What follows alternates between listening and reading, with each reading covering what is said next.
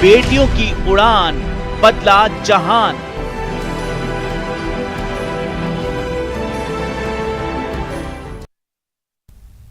नमस्कार, बहुत बहुत स्वागत है आपका हमारे खास पेशकश में। हमारे साथ कई मेहमान हमारे साथ जुड़ चुके हैं।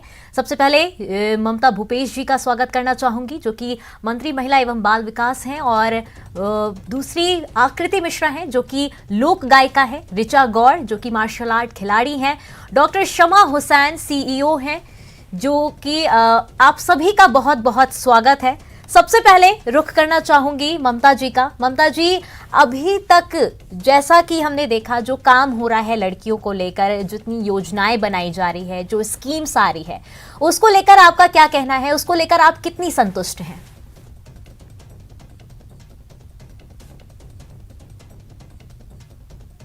से हम लोग पिछले 2018 से कार्यरत हैं राजस्थान में। माननीय मुख्यमंत्री अशोक गहलोत जी के नेतृत्व में हमारी सरकार चल रही है। मैं समझती हूँ कि ये मील के पत्थर हम लोगों ने पिछले 3 वर्षों में स्थापित किए। महिला बाल विकास विभाग के माध्यम से बहुत से ऐसे नवाचार हमारी सरकार के माध्यम से हम लोगों ने किए हैं, जो आने वाले वक्त में पूरा देश उनको फॉलो करेगा। मुझे विश्वास है इस बात का, और मुझे लगता है कि हम लोग कार्य करने में संतुष्ट हैं।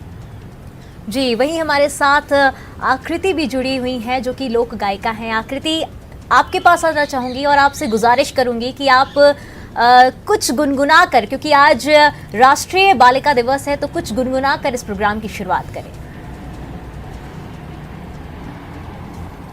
आकृति भी हमारे साथ जुड़ी हुई हैं, जो कि लोक गायिका हैं। आकृति, आज राष्ट्रीय बालिका दिवस है, इस मौके पर चाहूंगी कि आप बेटियों के लिए कुछ गुनगुनाएं।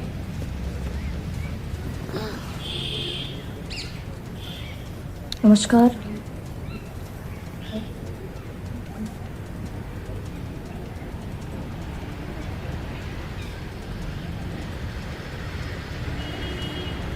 हेलो आकृति, आपको आवाज मेरी मिल रही है? हेलो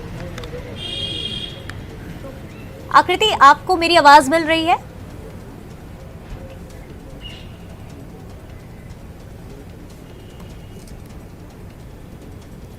चलिए ऋचा का रुख करते हैं, जो कि मार्शल आर्ट खिलाड़ी हैं। ऋचा, आपसे जानना चाहेंगे, एक स्पोर्ट्स में होकर, एक खिलाड़ी के तौर पर आप लड़कियों को आगे बढ़ते हुए कैसे देखना चाहती हैं? क्योंकि आप एक खुद खिलाड़ी हैं, तो इस तरीके से आपका सफर कितना खास रहा? नमस्कार सभी को, और सबको बालिका दिवस की शुभकामनाएं।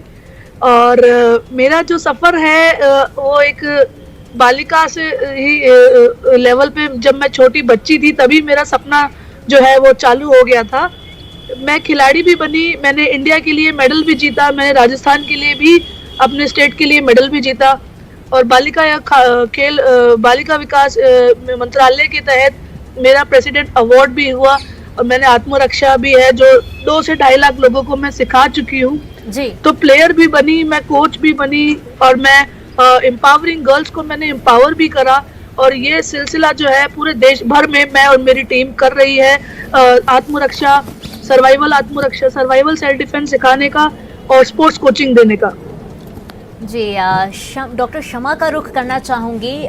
डॉक्टर शमा, आपसे जानना चाहूंगी कि आपने अपने आप को किस तरीके से बिल्डअप किया और इतनी ऊंचाइयां आपने छुई, एक CEO के पद को संभाला।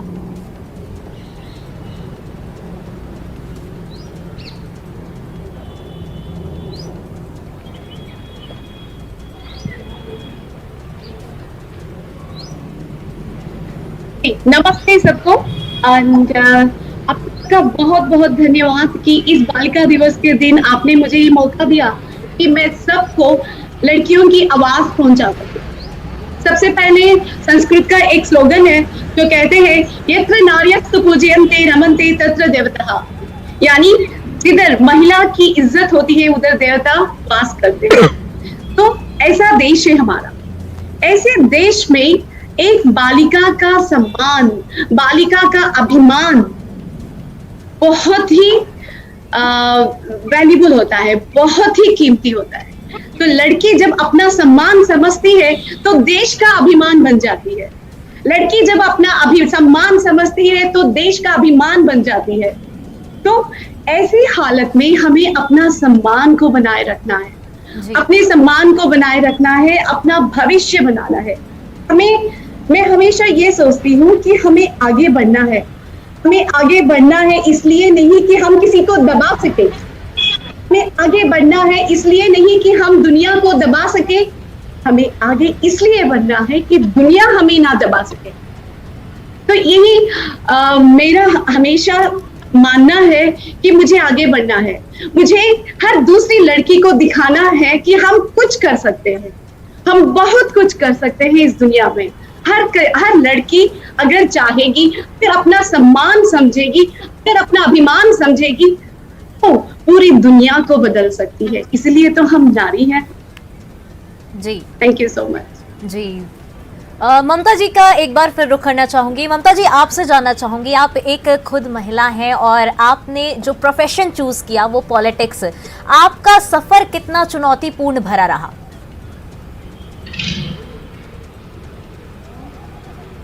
देखिए, मैं कॉलेज में जब पढ़ती थी 92-93 में, और उस दौरान कुछ वर्षों पूर्व इंदिरा गांधी जी की मृत्यु हुई थी, हत्या कर दी गई थी, वो शहीद हुई थी देश के लिए। तो बचपन से जब मैं स्कूल में पढ़ती थी तो मैंने अखबारों में देखा, उस समय लोग इंदिरा जी के प्रति बड़ा जुनून, जब उनका देहांत हुआ, जब उनकी हत्या कर दी गई तो पूरा देश अपने आप में गमगीन हो गया। तो मुझे लगा कि कोई ऐसी नेता थी इस देश की जो निश्चित तौर पे देश की रगों में, देश की रूह के अंदर अपना स्थान बना चुकी हैं। उन्हीं से प्रेरित होकर कॉलेज यूनिवर्सिटी के टाइम पे मैंने NSUI छात्र संगठन से, जो कांग्रेस का एक संगठन है, उससे अपने आप को जोड़ा, और यूथ कांग्रेस और महिला कांग्रेस और प्रदेश कांग्रेस और तमाम ऐसी चीज़ों से निकल के पंचायती राज संस्थाओं में जिला परिषद की मैं सदस्य रही आज से लगभग 22 वर्ष पूर्व। बहुत से ऐसे संगठनों से जुड़ के मैं यहाँ तक आज पहुँची हूँ, और मुझे लगता है महिला के लिए कोई कार्य करना बहुत ज़्यादा चुनौतीपूर्ण नहीं है, सिर्फ दृढ़ निश्चय करना उनके लिए सबसे ज़्यादा ज़रूरी है। महिलाएं आज किसी भी फील्ड में अपना काम करना चाहती हैं, लेकिन दृढ़ निश्चय नहीं कर पाती। वो अनसर्टेनिटी अपने दिल के अंदर रखती हैं कि पता नहीं मैं ये काम कर पाऊंगी कि नहीं कर पाऊंगी, मैं किसी चीज़ से जुड़ पाऊंगी कि नहीं जुड़ पाऊंगी, मैं उस स्थान पे पहुंच पाऊंगी कि नहीं पहुंच पाऊंगी। तो मुझे ये कहना है कि कोई बच्ची स्कूल कॉलेज टाइम पे अगर ये मान लेती है कि मुझे किसी चीज़ के अंदर आगे बढ़ना है, तो वो एक निष्ठा के साथ में, एक लगन के साथ में उस कार्य के प्रति आगे बढ़ेगी, तो आज वो मेरे जैसी नेता भी बन सकती हैं, ऑफिसर भी बन सकती हैं, स्पोर्ट्स महिला भी बन सकती हैं, और देश दुनिया में अपना नाम रोशन कर सकती है।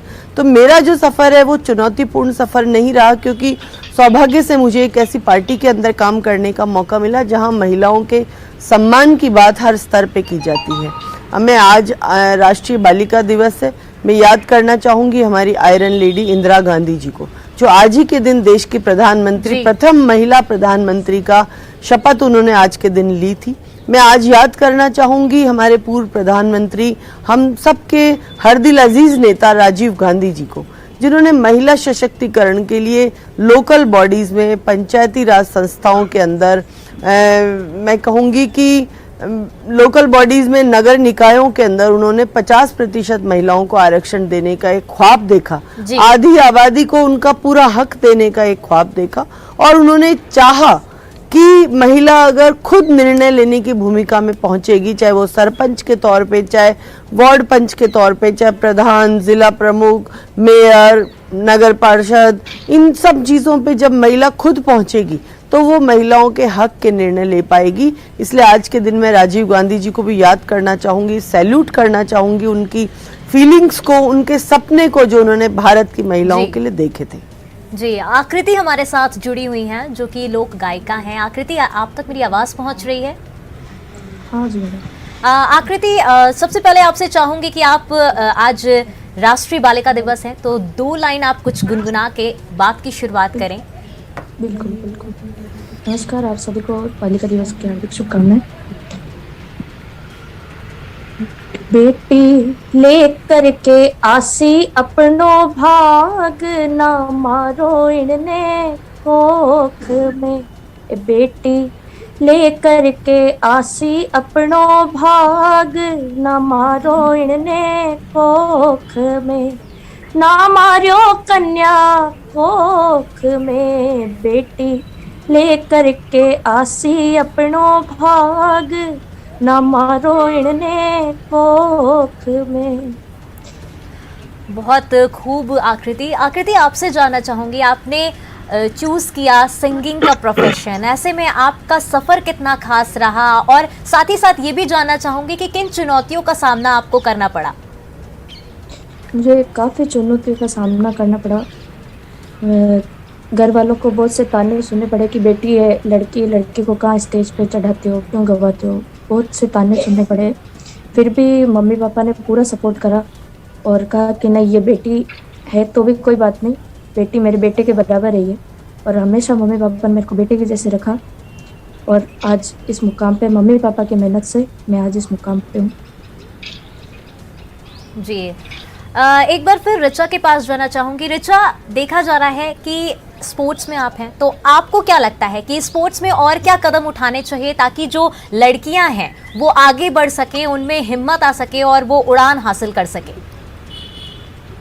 मैं ये सबको बताना चाहूँगी, क्योंकि जब मैं गवर्नमेंट स्कूल में गई हूँ और मैंने वहाँ कैंप्स लिए हैं, ट्रेनिंग दी है, फिजिकल ट्रेनिंग दी है, वहाँ पे मैंने देखा है लड़कियाँ आधे घंटे के ही प्रैक्टिस के बाद थक के नीचे गिर जाती है, बेहोश हो जाती है। ये मैंने कम से कम 5 से 10 स्कूलों में देखा है, चाहे मैं स्पोर्ट्स की ट्रेनिंग दे रही हूँ, चाहे मैं आत्मरक्षा की ट्रेनिंग दे रही हूँ, क्योंकि मेरा फील्ड दोनों मार्शल आर्ट में स्पोर्ट्स भी आता है और सेल्फ डिफेंस भी आता है। तो लड़कियां बेहोश होके गिर गई है, गांव की बच्चियां। तो न्यूट्रिशन, उनमें बेसिक न्यूट्रिशन जो है, वो बेसिक न्यूट्रिशन जो एक दिन का एक मिल्क भी होगा, वो फिर मैंने उनसे बात करी, क्योंकि जब मैं सिखाना स्टार्ट किया था मैं 19 साल की थी, तो उन्होंने मुझसे कनेक्ट करा, अपनी 11-12 की गर्ल्स ने मुझे प्रॉब्लम बताई, तो पता चला कि आज उनको कितनी ज़्यादा प्रॉब्लम है, उनको प्रॉपर न्यूट्रिशन नहीं मिलता है। और जेंडर इक्वालिटी तो आप बिल्कुल बहुत दूर की बात है, उनको बुक्स भी सबसे पहले उनके ब्रदर को मिलेगी, उनको बाद में मिलेगी। मैं जयपुर के आसपास के गांव की ही बात कर रही हूँ। और फूड एक खाना, वो सबका खाना बनाती है, फिर वो स्कूल जाती हैं और वापस आके घर का काम भी करती है। तो इतनी दिक्कतें आती है लड़कियों को कि वो मेंटली भी ड्रेन्ड है, वो फिजिकली भी उनकी एनर्जी जो है वो सब लग जाती है, और इतना इनइक्वालिटी का सामना करना पड़ता है, चाहे यूनिफॉर्म डिस्ट्रीब्यूशन हो, चाहे बुक्स डिस्ट्रीब्यूशन हो, चाहे आगे पढ़ाई करनी हो। तो बहुत ज़्यादा उनको मौके ही नहीं मिलते हैं, और जबकि वो कम मौकों में भी अपने भाइयों से, अपने दोस्तों से, अपने क्लास में अच्छे मार्क्स लाती दिखी है। टैलेंट बहुत है, हुनर बहुत है, इंटरेस्ट बहुत है, लेकिन कहीं ना कहीं बराबरी का जो है फूड नहीं मिल रहा, न्यूट्रिशन नहीं मिल रहा है, मौका नहीं मिल रहा है, आगे रुचि को, अपनी किसी कला को आगे बढ़ाने का मौका नहीं मिलता है। तो इस वजह से मैंने बहुत बार नोट करा है, चाहे हम शहर की लड़कियों में भी यही है कि कहीं ना कहीं उनको हम दबा देते हैं, सप्रेस कर देते हैं। चेंज आया है, बिल्कुल चेंज आया है। मेरे को ऑफिस में काम करने वाली लड़कियां फ़ोन करती है कि हमारा वर्क फ्रॉम होम चल रहा है मैम, क्या हम सेल्फ डिफेंस किक बॉक्सिंग सीखने आना चाहते हैं, मॉर्निंग में हम दोनों काम सीखना चाह रहे हैं हमारे अवेयरनेस के लिए। तो कुछ रेशियो में डेफिनेटली अवेयरनेस आई है कि सेफ्टी और न्यूट्रिशन और एजुकेशन बराबर स्तर का होना चाहिए, पर काफ़ी एक बड़ा क्षेत्र है जहाँ पे अभी भी वो लेवल ऊपर आना बाकी है। जी, शमा के पास जानना चाहूँगी। शमा, आपसे जानना चाहूँगी, अमूमन ये देखा जाता है कि जो चुनौतियाँ रहती है लड़कियों की, वो घर से ही शुरू होती है। बाहर तो उन्हें चुनौतियों का सामना करना ही पड़ता है, लेकिन जो उनकी सबसे बड़ी दिक्कत होती है वो घर से शुरू होती है, क्योंकि उन पे कई पाबंदियाँ होती हैं। तो ऐसे में आप क्या कहना चाहेंगे इस पर? ये बहुत अच्छा क्वेश्चन है, बहुत अच्छा सवाल है। आपने सही कहा कि घर से जो है मुश्किलें, चुनौतियां शुरू होती हैं। अगर लड़की घर से चुनौतियों का सामना करना सीख जाती है तो समझिए पूरी दुनिया को वो संभाल लेगी। जैसे बोलते हैं ना अंग्रेजी में, चैरिटी बिगिंस एट होम। जी, तो घर एक ऐसा माहौल है जिधर उसको हर चीज सीखने को मिल जाती है, चुनौतियां, सब कुछ। अगर मेरी हालत, मेरे बारे में बताऊं तो मेरे घर में ऐसा माहौल था जिधर मेरी माता और मेरे पिता दोनों मेरे साथ एक लीडर बन के रहे। उन्होंने मुझे इतना संपन्न बनाया, इतना समृद्ध बनाया कि मैं दुनिया की चुनौतियों का पूरा सामना कर सकूं। उन्होंने मुझे जिंदगी के लिए जो चाहिए, जो व्यक्तित्व चाहिए, एक लड़की को अगर आगे बढ़ना है तो उसका व्यक्तित्व को बढ़ाना है जी। वो बढ़ाना सिर्फ घर से ही हो सकता है। जैसे पहले जमाने में बोला जाता था, एक कवि ने कहा था, लड़की तेरी यही कहानी, लड़की तेरी यही कहानी, आंखों में पानी, सीने में दूध और आंखों में पानी। लड़की तेरी यही कहानी, सीने में दूध और आंखों में पानी। अब ये जमाना नहीं रहा। अब पूरे घर में मीन्स आजकल माँ बाप समझ रहे, माँ बाप अपना रवैया बदल रहे हैं। लड़कियों की तरफ, लड़कियों की जागृति के लिए, उनका अभिमान बढ़ाने के लिए उनको एजुकेशन दिलवा रहे हैं। उनको मेरे माता पिता ने मुझे ग्रेजुएशन, फिर मास्टर्स, और मेरे पति, जब आप घर के बारे में बोलते हैं शादी के बाद, मेरे पति भी ऐसे ही निकले।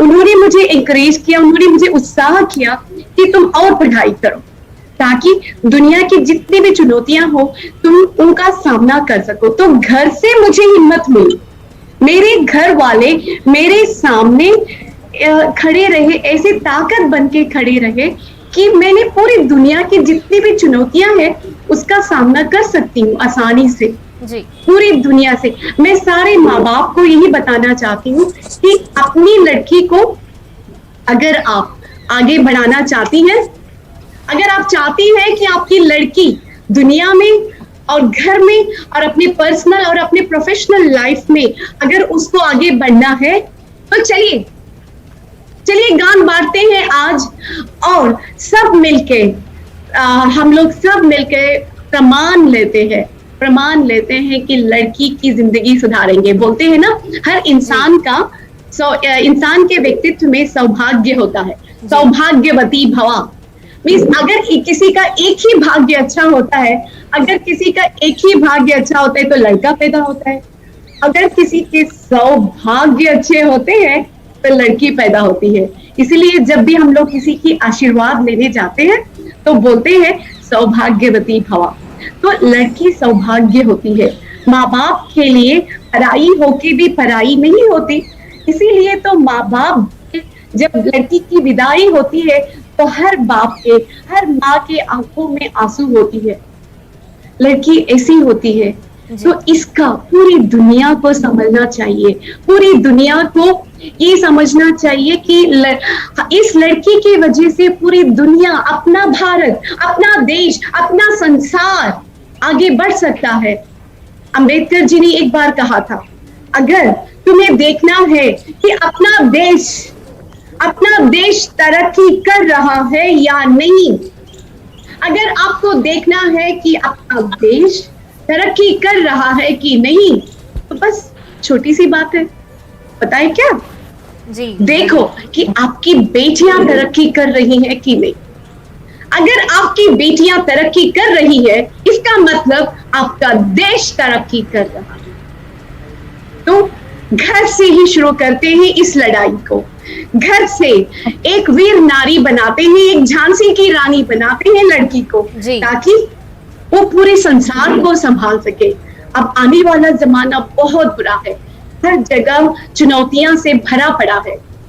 कोरोना मिस क्या नहीं है। इस कोरोना के जमाने में लड़कियों की बहुत बुरी हालत हुई है, उनकी एजुकेशन में भी बहुत मार पड़ा है। इसी हालत में घर से माँ बाप का, पति का, सबका सम्मान करना, सबका सपोर्ट बहुत जरूरी है। तो मेरी ये सबसे गुजारिश है कि सब लोग अपने दिलो जान से लड़की की तरक्की के लिए मेहनत करें। लड़की की तरक्की नहीं है, ये पूरा देश का पूरा देश का जी हुआ तो बिल्कुल पूरा सही संसार। कहा आपने कि अगर लड़कियों की बात करें हम तो उन्हें घर की जो चुनौतियां हैं अगर उनके परिवार वाले ही उनका साथ निभाएंगे तभी वो आगे बढ़ पाएंगी और ऐसे में फिर हमारा देश भी आगे बढ़ेगा। ममता जी का रुख करना चाहूंगी। ममता जी, आपसे जानना चाहूंगी कि अभी आपके हिसाब से और क्या काम करना बाकी है लड़कियों के प्रति और किस तरीके की चीजें करना बाकी है ताकि वो और आगे बढ़ सके, सिर्फ एक ही प्रोफेशन में नहीं। जैसे कि अभी हम देख रहे हैं राजस्थान में स्पोर्ट्स में लड़कियां बहुत आगे निकल रही हैं, तो सिर्फ स्पोर्ट्स में ही नहीं हर प्रोफेशन में वो आगे कैसे निकले, इसके लिए आप क्या कहना चाहेंगी? देखिए, सबसे पहले घर के अंदर वातावरण अच्छा बनाना पड़ेगा। उनके पेरेंट्स को अपनी बच्ची की खूबी को महसूस करना पड़ेगा, पहचानना पड़ेगा। हर बच्ची के अंदर कुछ ना कुछ खूबी होती है, चाहे वो डांसिंग में हो, म्यूजिक में हो, स्पोर्ट्स में हो, बिजनेस में हो, चाहे वो पॉलिटिक्स में हो, चाहे वो ब्यूरोक्रेसी में जाना चाहती है। तो अगर आपके घर में कोई बच्ची जन्म ले रही है तो आप उसकी खूबी को पहचानें, उसके अंदर क्या क्वालिटी है, वो किस फील्ड के अंदर अपना नाम रोशन कर सकती है, उसको पहचानें और उसको ऐसा एनवायरनमेंट दें, उसको एक सकारात्मक माहौल हम लोग घर के अंदर दें कि हमारी बच्ची कुछ बन सकती है।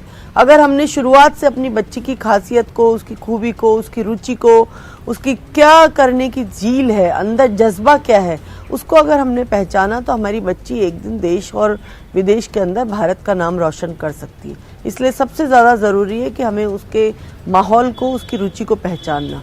साथ ही अभी और ज़रूरत है हमें, आज भी हमारी मानसिकता रूढ़िवादी है कि घर के अंदर बेटा जन्म लेना चाहिए। आज हम राष्ट्रीय बालिका दिवस मना रहे हैं पूरे देश, और इस बालिका दिवस के पीछे क्या है? इंदिरा गांधी जी ने आज शपथ ली थी प्रधानमंत्री के रूप में, इसलिए इसको राष्ट्रीय बालिका दिवस मनाया जाता है। 1966 के अंदर उन्होंने शपथ ली थी। तो वो अपने माता पिता की इकलौती संतान थी और महिला थी, और उसके बावजूद भी उनके माता पिता ने, चाहे वो जेल गए हों, चाहे स्वतंत्रता आंदोलन के अंदर भाग लेने की बात हो, उन्होंने बेटे की तरह से अपनी बेटी को साथ रखा, हर मुद्दे को सीखने समझने का मौका दिया, कठिनाइयों की परिस्थिति को भी आंखों से देखने का मौका दिया। इसी वजह से वो इस देश की एक आयरन लेडी के रूप में पहचान बना पाई। तो हम लोगों को भी अपनी बेटी के अंदर जो आयरन लेडी की एक भावना है उसको पहचानना होगा और उसको मुख्य धारा के अंदर लाना होगा। आज हमारी सरकार के माध्यम से राजस्थान के अंदर कई नवाचार किए जा रहे हैं। आई एम शक्ति, इंदिरा महिला शक्ति एक प्रोग्राम हम लोग चला रहे हैं जो जिसके अंदर 1000 करोड़ रुपए की राशि हमारे महिलाओं के सशक्तिकरण के लिए हम लोग खर्च कर रहे हैं।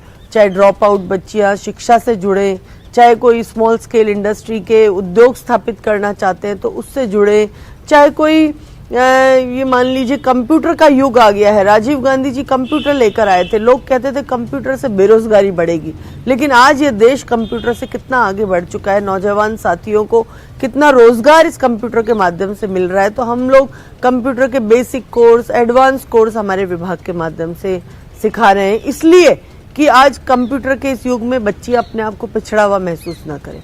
आज औद्योगिक दृष्टि के अंदर बच्चियां ये ना समझे कि हम लोग क्या उद्योग स्थापित करेंगे। आज हम लोग 1 करोड़ रुपए तक का सब्सिडाइज लोन, जिसमें 25% सब्सिडी हम बच्ची को, लड़की को, महिला को देना चाहते हैं, दे रहे हैं। और मुझे खुशी है बताते हुए कि आज करोड़ों रुपए के लोन हम लोग आयम शक्ति योजना के तहत हमारी राजस्थान की बहनों को सशक्त होने के लिए दे चुके हैं।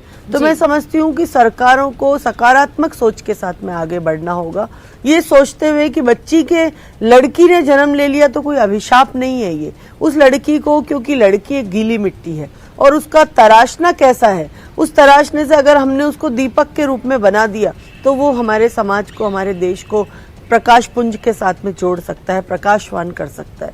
तो जरूरत है माता पिता को अपनी बच्ची को एक दीपक का रूप देने की, उसकी खासियत, उसकी क्वालिटीज, उनके अंदर क्या झील है, क्या अभिलाषा है, उसको परखने की, पहचानने की। और जितने भी आपके पास संसाधन है, जरूरी नहीं है कि आप बहुत बड़े धनाढ्य घर से ताल्लुक रखते हैं तो ही आप अपनी बच्ची को आगे बढ़ा पाएंगे। आज राजस्थान सरकार, चाहे स्पोर्ट्स का मुद्दा हो, चाहे एजुकेशन का मुद्दा हो, चाहे स्किल डेवलपमेंट का मुद्दा हो, कोई भी ऐसा मुद्दा नहीं है जहां बच्चियों को एक सेफ एनवायरनमेंट, एक प्रगतिशील एनवायरनमेंट, एक बहुत अच्छा दायरा हम लोग नहीं दे रहे हैं। हमारी पहल है कि राजस्थान की तरक्की और प्रगति के अंदर आने वाले वर्षों के अंदर अगर कोई योगदान किसी का माने तो राजस्थान की बेटियों का योगदान माना जाना चाहिए। और आने वाले वर्षों में कोई ये कहे कि राजस्थान एक तरक्की और प्रगतिशील राज्य है तो उसके अंदर हमारी बेटियों का पूरा हक होना चाहिए, ये हमारी अभिलाषा है। जी बिल्कुल सही कहा आपने। एक बार फिर आकृति के पास जाना चाहूंगी। आकृति, आपने गायिका चुनी, सिंगिंग प्रोफेशन चुना, और ऐसे में वर्क एनवायरनमेंट की अगर हम बात करें तो कई ऑब्स्टिकल्स सामने आते हैं, कई दिक्कतें सामने आती हैं। उससे आप कैसे टैकल करती हैं, उसको आप कैसे मैनेज कर पाती हैं? मतलब सब देखना पड़ता है, और ज़्यादातर मेरा सहयोग जो रहता है वो फैमिली का रहता है, और सब प्रोग्राम से आके वापस पढ़ाई को भी मैनेज करना पड़ता है।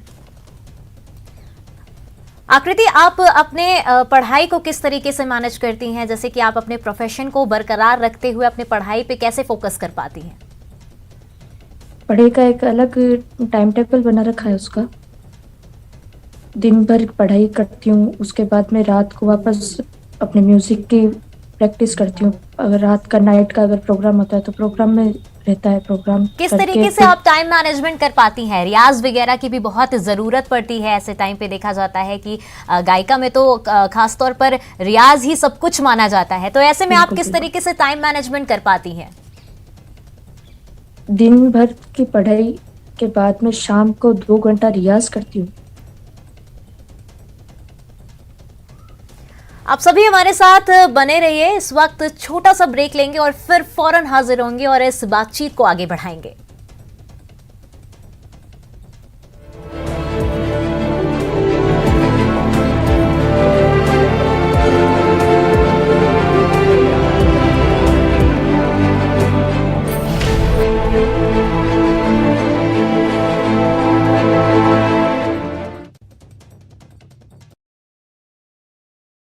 भारत में कोरोना संक्रमण की तीसरी लहर का कहर जारी है। देश में पिछले 24 घंटे में 3,06,064 नए मामले सामने आए और पिछले 24 घंटे में 2,43,495 मरीज ठीक हुए। अभी भी 22,49,335 लोग वायरस से संक्रमित हैं। महाराष्ट्र में पिछले 24 घंटे के भीतर 40,805 नए मामले सामने आए। इतने ही समय में 27,377 मरीज ठीक हुए। राज्य में अब एक्टिव केस 2,93,305 हो गए। स्वास्थ्य विभाग के आंकड़ों के मुताबिक दिल्ली में रविवार को कोरोना के 9,197 नए मामले सामने आए। वहीं कोरोना के 34 मरीजों की जान गई। दिल्ली में कोरोना पॉजिटिविटी रेट घटकर 13.3% हो गई है। कोरोना खतरे के बीच महाराष्ट्र में आज से स्कूल खोले गए। स्टूडेंट्स बोले, आकर अच्छा लगा। सोशल डिस्टेंसिंग का पालन करेंगे। अब स्कूलों में ऑफलाइन और ऑनलाइन दोनों तरीकों से क्लास चलेगी। उत्तराखंड सरकार ने 31 जनवरी तक राज्य में कोविड प्रतिबंधों को बढ़ाया। 12वीं कक्षा तक के सभी आंगनबाड़ी केंद्र और शैक्षणिक संस्थान बंद रहेंगे और ऑनलाइन कक्षाएं जारी रहेंगी। झुंझुनू के काजड़ा जवाहर नवोदय विद्यालय के 48 बच्चे कोरोना पॉजिटिव मिले। इनमें से 2 ने रिकवर भी कर लिया, जिन्हें रिकवर करने के बाद घर भेज दिया गया। जेएनयू की छात्रा से दुष्कर्म के प्रयास के आरोपी 6 दिन बाद गिरफ्तार कर लिया गया। 1000 सीसीटीवी फुटेज खंगालने के बाद पुलिस को कामयाबी मिली। यूपी चुनाव को लेकर आज भी दिल्ली में बीजेपी कोर कमेटी की बैठक होगी। बची हुई 208 सीटों पर उम्मीदवारों को लेकर मंथन होगा। कल देर रात तक पार्टी के दिग्गजों ने विचार विमर्श किया था। उत्तराखंड कांग्रेस को लेकर दिल्ली में पार्टी की बड़ी बैठक। बची 17 सीटों पर दिल्ली में मंथन। हरीश रावत के रामनगर, हरक रावत के चौबट्टा खाल से लड़ने की खबर। रणजीत रावत की सीट पर होगा फैसला। प्रधानमंत्री नरेंद्र मोदी आज वीडियो कॉन्फ्रेंसिंग के माध्यम से प्रधानमंत्री राष्ट्रीय बाल पुरस्कार विजेताओं के साथ बातचीत करेंगे। इस अवसर पर केंद्रीय महिला एवं बाल विकास मंत्री स्मृति ईरानी और राज्य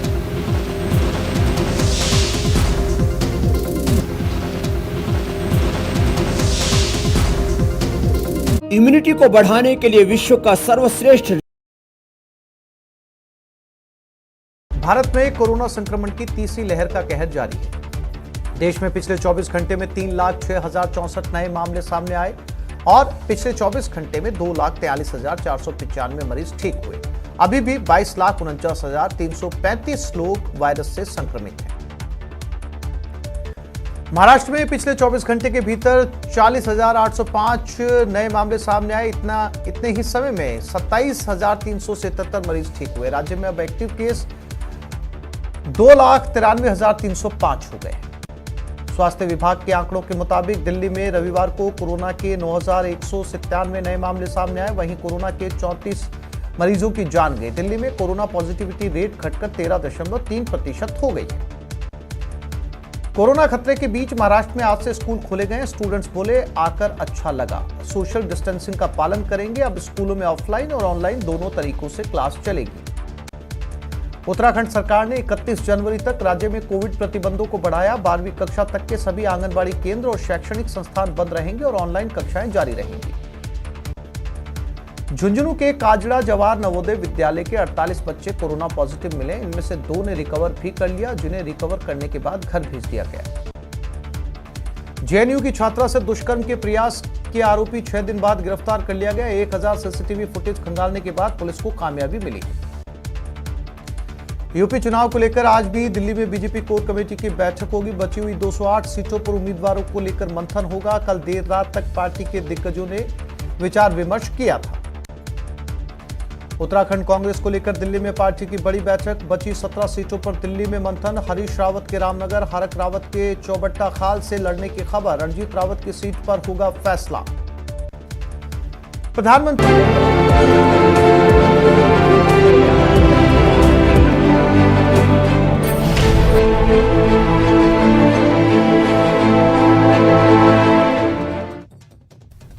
ब्रेक के बाद आप सभी का स्वागत है। हमारे साथ हमारे खास मेहमान जुड़े हुए हैं, उनसे खास बातचीत करेंगे और आगे बढ़ते हैं। ऋचा की तरफ रुख करते हैं। ऋचा, आपसे जानना चाहेंगे, वुमेन एम्पावरमेंट की हम बात करते हैं। ऐसे में देखा जाए कि आपने जैसे बताया कि आपने कई लोगों को सिखाया है, कई लोगों को ट्रेनिंग भी दी है।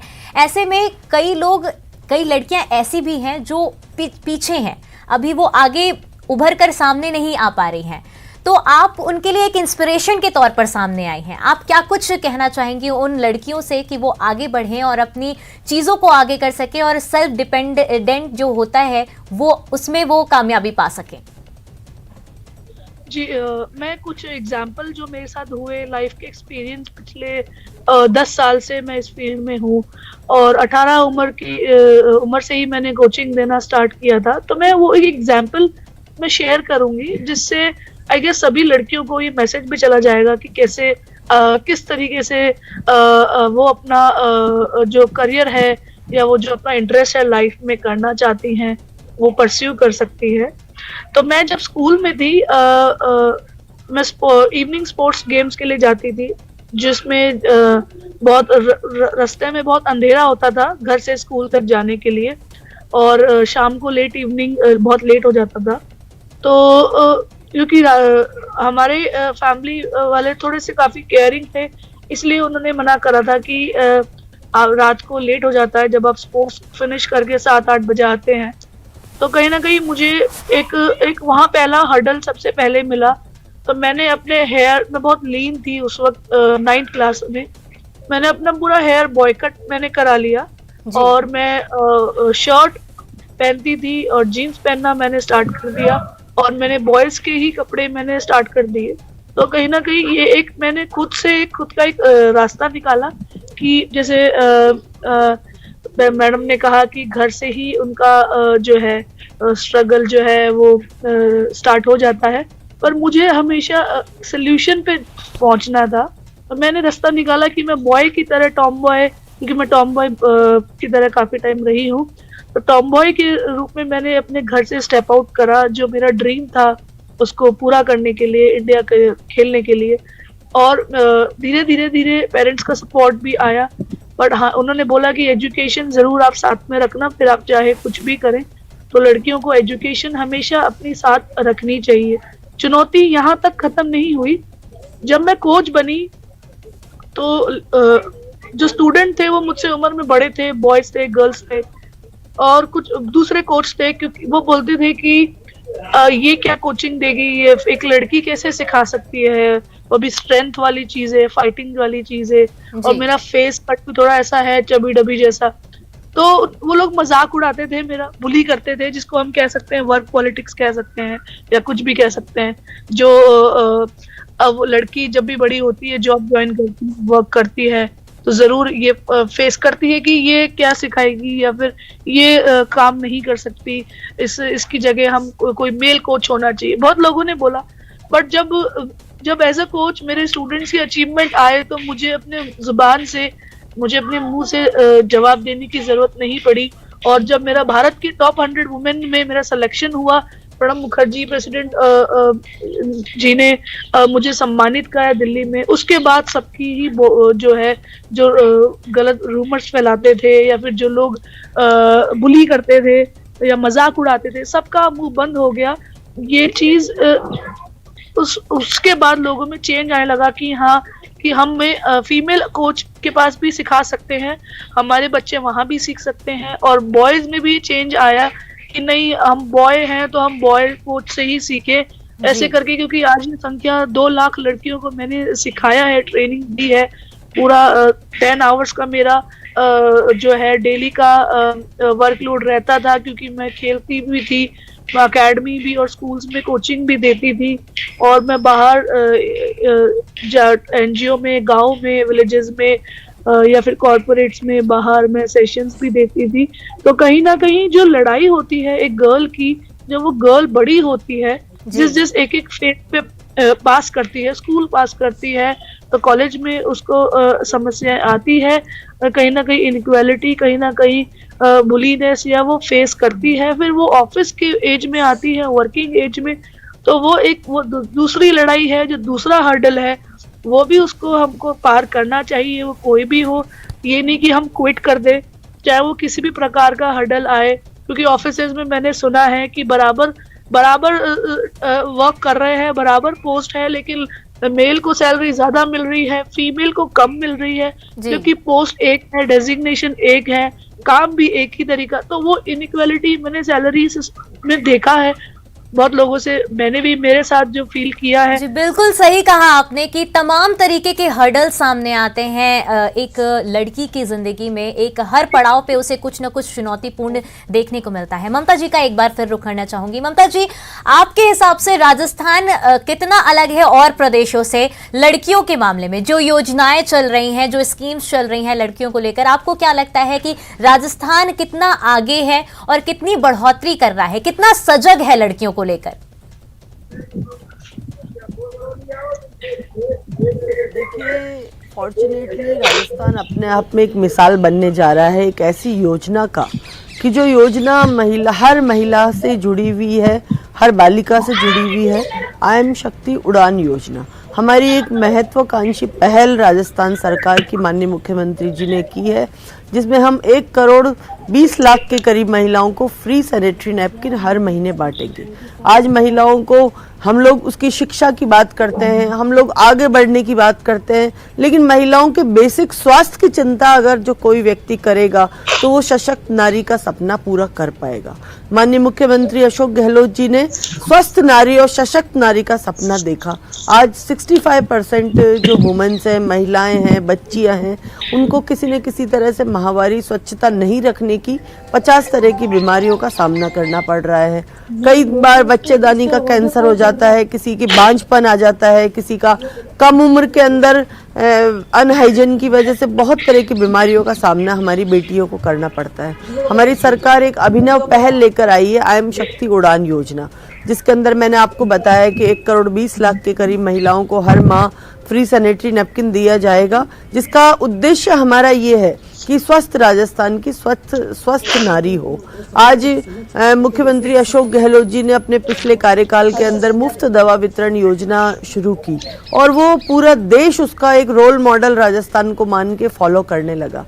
मुझे पूरा विश्वास है इस बात का कि हमारी जो आई एम शक्ति उड़ान योजना है, इस योजना को भी जो अपने आप में हिंदुस्तान में पहली बार कोई प्रांत करने जा रहा है, पहली बार कोई स्टेट ऐसी इतनी बृहत स्तर पे बड़े स्केल पे योजना लेकर आ रहा है।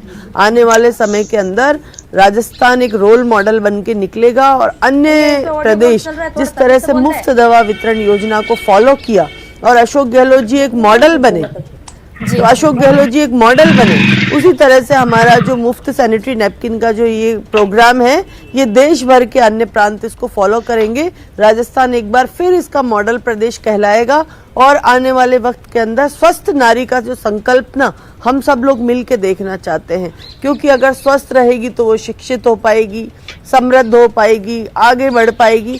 और अगर बचपन से ही स्वास्थ्य के प्रति चिंता नहीं की तो ना वो शिक्षित हो पाएगी, ना समृद्ध हो पाएगी, ना कुछ और काम कर पाएगी। तो जो हमें पहला काम करना है कि हमें बेटियों के स्वास्थ्य के प्रति सजग रहना है, उसमें हमारी आयम शक्ति उड़ान योजना एक अभिनव पहल है और निश्चित तौर पे एक मील का पत्थर इस देश के अंदर साबित होगी।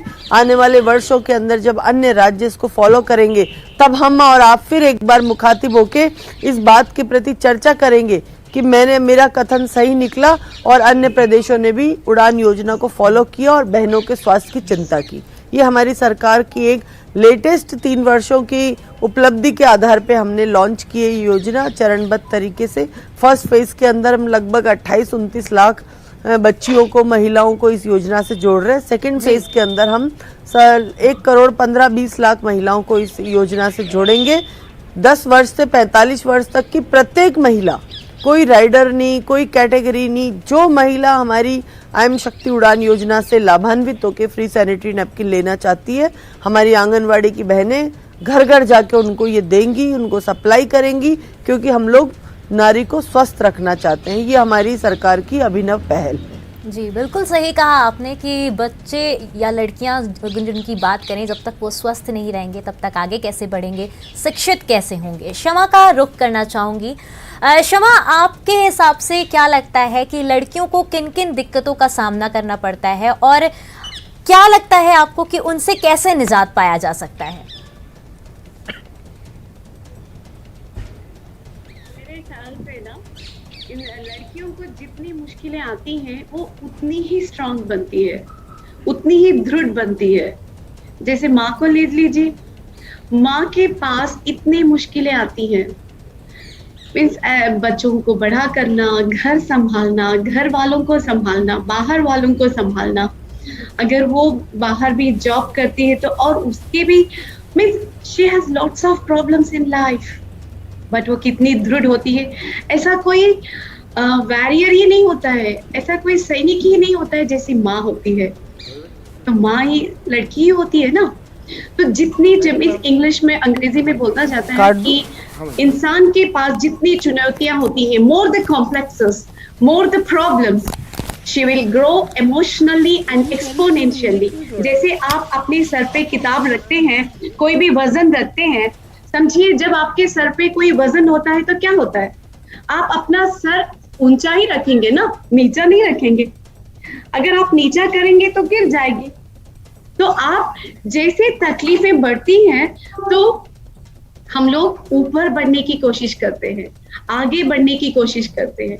तो सारी मुश्किलों से, तकलीफों से हमें डरना नहीं है, एटीट्यूड बढ़ाना है, संभावना। ये मीन्स हमारे जो मीन्स आपकी क्या शक्ति है, अंदर आपकी क्या शक्ति है, आप उसमें बाहर कैसे निखर सकते हैं।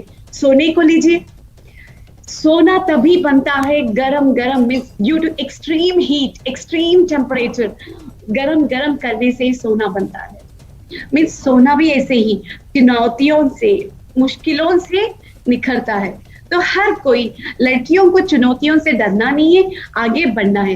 जैसे बोलते हैं ना, अब मुश्किल नहीं कुछ भी, नहीं कुछ भी, कुछ ऐसा कर दिखा, कुछ ऐसा कर दिखा, खुद खुश हो जाए खुदा। अब मुश्किल नहीं कुछ भी, नहीं कुछ भी। पहचानो अपने आप को, सुधारो अपने आप को, निखारो अपने आप को, बस शक्तिमान बन जाओ, नारी शक्ति बन जाओ और सारे चुनौतियों का संभाल लो। जी बहुत खूब कहा आपने शमा। एक बार आकृति का रुख करना चाहूंगी। आकृति, देखा जाता है कि आपने जैसा बताया कि कई चुनौतियों का आपको सामना करना पड़ा, कई ताने झेलने पड़े। ऐसे में आप औरों को क्या बताना चाहेंगी इस आर्ट को लेकर, क्योंकि गायिका अपने आप में बहुत बड़ी चीज़ है, स्वाभाविक सी बात है, कई ऐसे परिवार आज भी हैं जो कि अपनी बेटियों को इस चीज में आगे नहीं भेजना चाहते। आप उनको क्या संदेश देना चाहेंगी?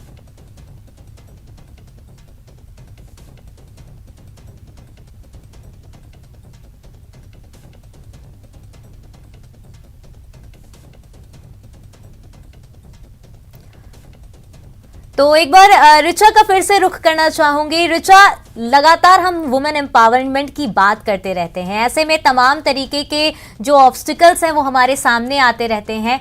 आपको क्या लगता है कि इन सारी चीजों से कैसे निजात पाया जा सकता है? कैसे लड़कियों को इतना दृढ़ संकल्प बनाया जा सकता है, या यूं कहें मजबूत बनाया जा सकता है, ताकि वो किसी भी चीज से डरे ना और आगे बढ़ती रहें?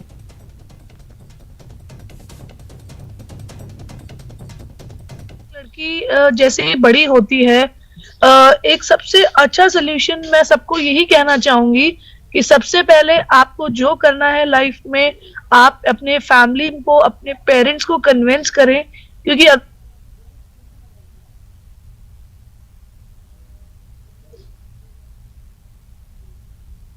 हेलो, अब आवाज आ रही है? जी जी, आवाज आ रही है आपकी। ऋचा, बताइए आप क्या कह रही थी? जी जी, मैं सबसे पहले मैं गर्ल्स को, आज मेरे पास भी जो स्टूडेंट्स आते हैं वो टीनेजर्स हैं, छोटे बच्चे हैं, बिलो 10 इयर्स हैं, और हर फैमिली बैकग्राउंड से आते हैं, मुझसे शेयर करते हैं। तो और मैं भी उसी एज से निकली हूँ, क्योंकि मैंने 3rd क्लास में मैंने अपना स्पोर्ट्स और मार्शल आर्ट जो है हॉबी मैंने स्टार्ट कर दिया था। तो कहीं ना कहीं एक सबसे अच्छा सोल्यूशन यही है कि हम अपनी फैमिली में अपने घर वालों को सबसे पहले कन्विंस करें, उनको भरोसा दिलाएं कि हम जो सपने के लिए मेहनत करना चाहते हैं, हम जो ड्रीम पूरा करना चाहते हैं, हमें आपका सिर्फ एक सपोर्ट चाहिए, और धीरे धीरे धीरे हम और अपने आप एक रास्ता आगे बनाएंगे। अगर आपके पास सपोर्ट आ जाता है तो आपको दुनिया से नहीं लड़ना है, दुनिया से लड़ने की ताकत आप अपने आप आ जाती है। सेकंड स्टेप हमेशा ये होता है कि आप अपने मेंटोर्स बनाए या टीचर बनाए, कोई ना कोई आपको मिलेगा आपके फील्ड को आगे बढ़ाने के लिए, जो आपको गाइड करेगा, टेक्निकली उस फील्ड के लिए गाइड करेगा। आपको ढूंढे उनको, वो कोच हो सकते हैं, कोई भी हो सकते हैं, या आपके सीनियर हो सकते हैं जो आपसे कुछ स्कूल में, कॉलेज में कुछ साल बड़े हैं, लेकिन उन्होंने अपने लाइफ को बहुत अच्छे से स्टेबल करा है, मेंटेन करा है, प्रॉब्लम्स को सॉल्व। तो उनसे, दूसरों से सुन के हमें बहुत चीजें सीखने को मिलती है। रियल लाइफ स्टोरीज आप देखिए, सुनिए, बहुत सारे लाइव एग्जांपल्स आज यूट्यूब पे हर जगह मौजूद है। तो आप अपने मेंटोर्स बनाएं, और जो बड़े हैं, जो बड़े आपकी जो है उनके गाइडेंस पे चलें, तो धीरे धीरे धीरे आपको एक एक स्टेप आपका क्लियर होता नजर आएगा। जितनी बार भी आपको प्रॉब्लम्स आएंगी, आप बहुत बार गिरोगे, पर गिरना नहीं है, गिर के उठना बहुत बड़ी बात होती है। गिर के बैठना नहीं है, गिर के उठना है और चलते जाना है। और जैसे जैसे आप वक्त के साथ आप आगे चलते जाएंगे, आप अपनी मेहनत करते जाएंगे, वैसे वैसे आपका 1 नहीं, 2 नहीं, 3 नहीं, सारे रास्ते खुल जाएंगे। मुझे नहीं पता था कि जब मैं 8-9 टाइम्स में नेशनल मेडल मैंने जीते हैं, 8 टाइम्स मेरे नेशनल गोल्ड मेडल है, मैं ब्लैक बेल्ट हूँ। मुझे नहीं पता था कि मैं सोशल सर्विस करूंगी, मैं गाँव में और बॉलीवुड में लोगों को ट्रेनिंग दूंगी मार्शल आर्ट की, सेल्फ डिफेंस की। ये सब प्लान नहीं था, मेरा एक ही एम था, गोल्ड मेडल। जैसे निर्भया वाला केस हुआ, उसके बाद से जो मेरे अंदर एक खूबी थी कि हेल्प करना किसी लड़की को या किसी जूनियर लड़की को, तो वो खूबी को मैंने ट्रैक पे धीरे धीरे वो चलता गया। और ऋचा, ऐसे कई लोग आपके पास, कई लड़कियां आपके पास आती होंगी जो सीखना चाहती हैं, लेकिन फिर भी वो सीख नहीं पाती हैं क्योंकि उनके पेरेंट्स कन्विंस नहीं हो पाते हैं। तो क्या आप उनके पेरेंट्स से बातचीत करती हैं, या आप उनको कन्विंस करने का बात करती हैं उनको कि वो ताकि मान जाएं और वो अपनी बच्चियों को आगे बढ़ा सकें? बिल्कुल, अगर मैं सिंपल जयपुर शहर की, अगर गर्ल्स की, गांव की नहीं, अगर सिर्फ सिटी की बात करें, जो सिटी का जो माहौल है, काफी कुछ गर्ल्स ऐसी मिलती हैं जो सीखना चाहती हैं, लेकिन उनके पेरेंट्स कहते हैं कि नहीं नहीं नहीं, अब ये पढ़ाई करेंगी तो अभी ये शाम के वक्त कोचिंग होती है, ट्यूशन होती है, इसलिए हम इसको पढ़ाई करवा रहे हैं, इसका बोर्ड एग्जाम है। जबकि वो भूल जाते हैं, अगर हमें अपनी सेफ्टी नहीं आएगी तो वही बच्ची आज वो बाहर कैसे पहुंचेगी, कहीं भी उसको जॉब करनी पड़े, जयपुर से बाहर, शहर से बाहर, कहीं भी हायर स्टडीज के लिए इंडिया से बाहर जाना पड़े तो self defence, advance self defence एक ऐसी एजुकेशन है जो जिंदगी भर लाइफ टाइम इन्वेस्टमेंट की तरह काम आती है।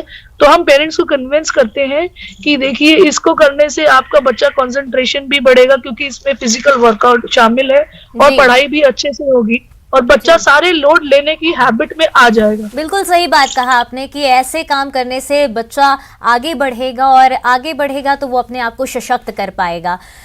शमा का एक बार फिर रुख करना चाहूंगी। शमा, घर की बात तो हो गई, घर में ऑब्स्टिकल्स जो आते हैं हमारे सामने, जो भी चुनौती हमारे सामने आती है वो तो आती ही है, लेकिन बाहर भी हमें कभी कभी एक लड़की होने के नाते कई ऐसी चीज़ों का सामना करना पड़ता है जो कि हमारे लिए अच्छी नहीं होती है। उन सब के लिए आप क्या कहना चाहेंगी? उन सबको हैंडल करने के लिए आप क्या कहना चाहेंगी?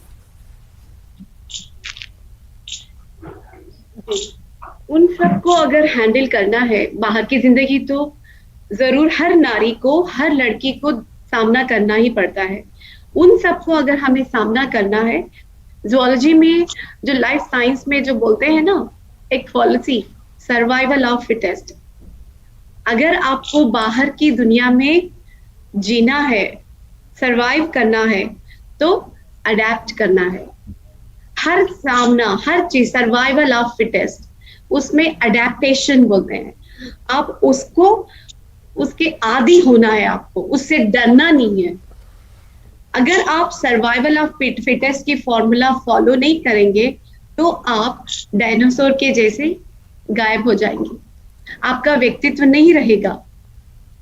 हमें हर प्रॉब्लम में, अगर कुछ भी चुनौतियां आ रही है, उसको अडेप्ट करो, उसको संभालो, उसकी पॉलिसीज को फॉर्म करो, मीन्स अपनी क्या बोलते हैं, नॉलेज को ट्रांसफॉर्म करो।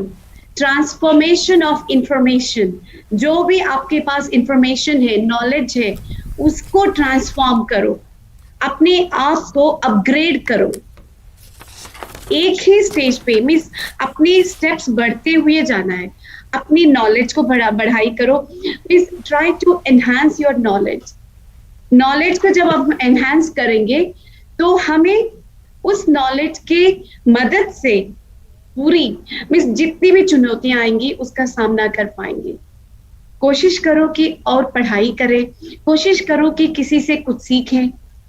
मीन्स बहुत सारी टेक्निक्स को अडेप्ट करना पड़ेगा अगर हमें इस दुनिया में सरवाइव करना होगा। एक अच्छे लीडर बनने की जरूरत पड़ेगी। अगर लीडर बनेंगे तो हम लोग अपने एम्पायर को, अपनी जो the empire we can expand a lot. बिल्कुल सही कहा आपने। जब हम अपने नॉलेज को बढ़ाएंगे तभी हमें देश दुनिया की जानकारी मिलेगी और ऐसे में हमारा नॉलेज और भी बढ़ेगा तो हम अपने आप को और सशक्त बना पाएंगे। लड़कियां अपने आप को आगे बढ़ा सकेंगी और नॉलेज के मामले में भी वो आगे बढ़ सकेंगी। आप दोनों का बहुत शुक्रिया हमारे साथ चर्चा में जुड़ने के लिए और हमसे बातचीत करने के लिए।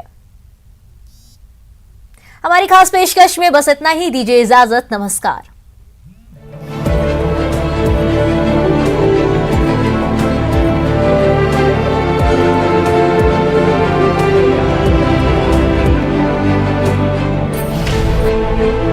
प्रधानमंत्री नरेंद्र मोदी ने आज राष्ट्र